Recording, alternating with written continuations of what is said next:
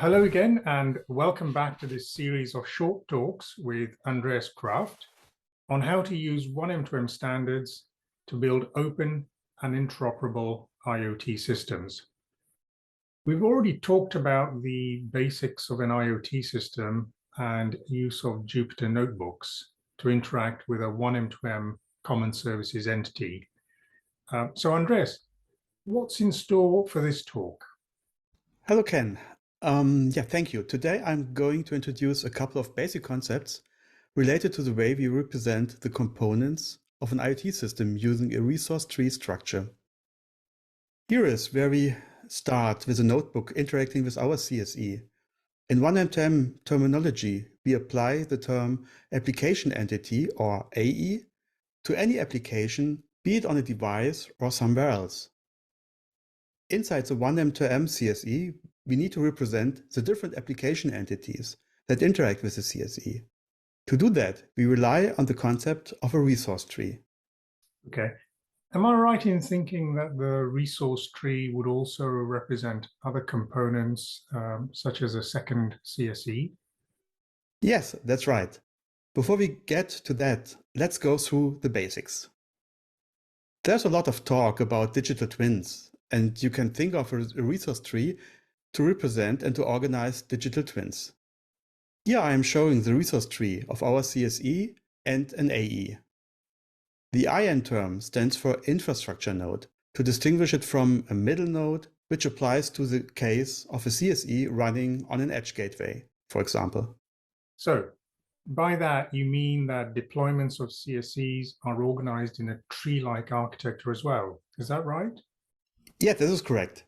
The infrastructure node is the root of a tree of deployments of CSEs on intermediate gateways, edge gateways, and so on.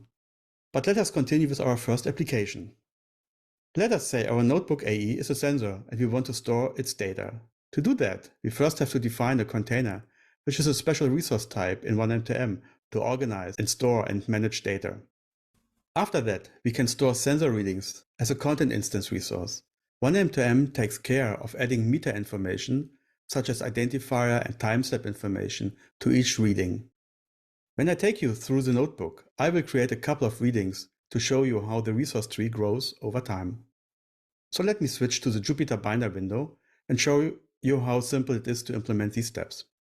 Okay, let's go over there now. Okay, here we are back at our Jupyter notebooks. First, we have to do the usual initialization part by clicking in the field and running the field.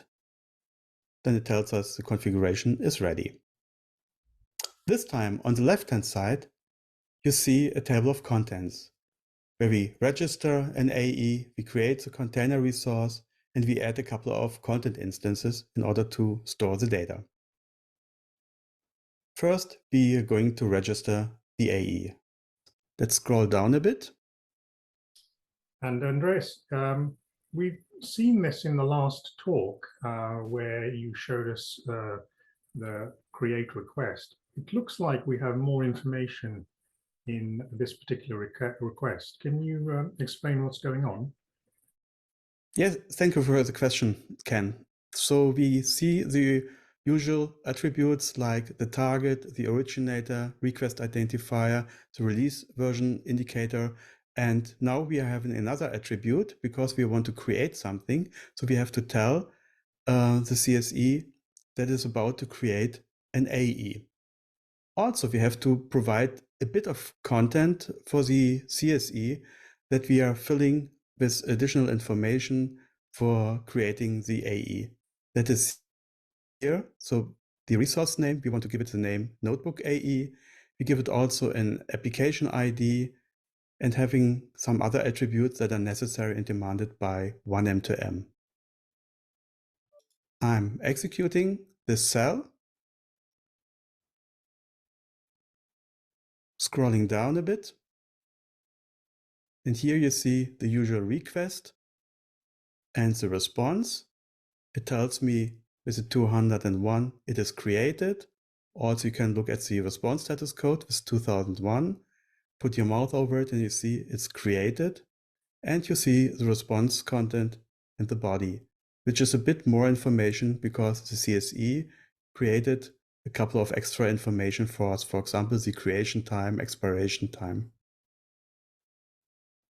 If I scroll down a bit further to the CSE resource tree, you can see that the Notebook AE, we named our application entity Notebook AE, has been created directly under the CSE.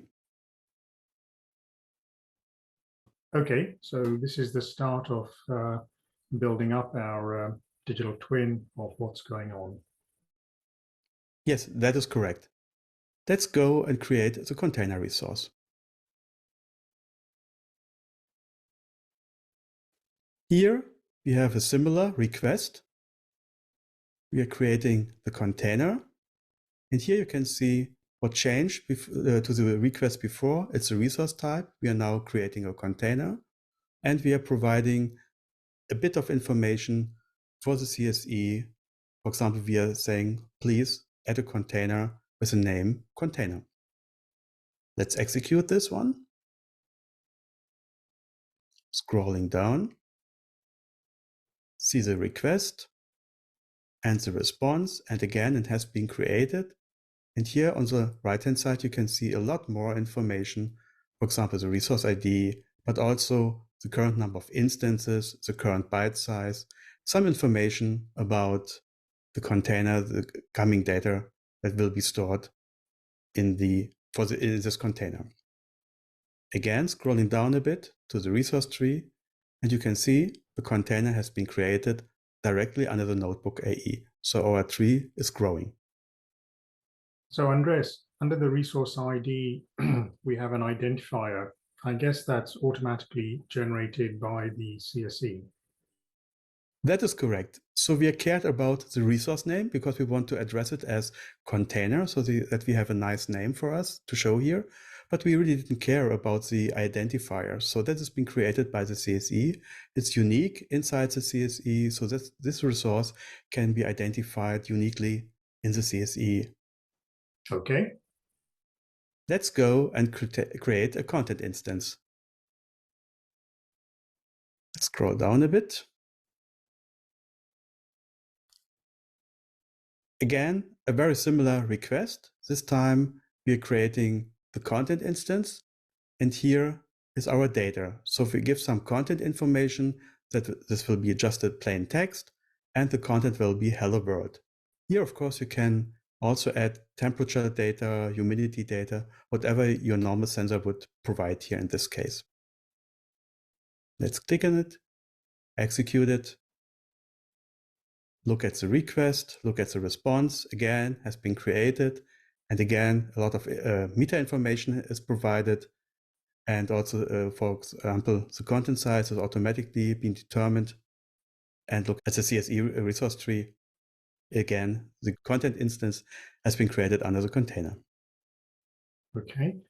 So let's say our sensor is generating readings once a minute or once every 5 minutes. How is that reflected in the picture of the resource tree? Let's add a couple of more content instances to our container so we can easily create or execute this cell a couple of times without doing any harm. Just let's do that like 3 times, 3 more.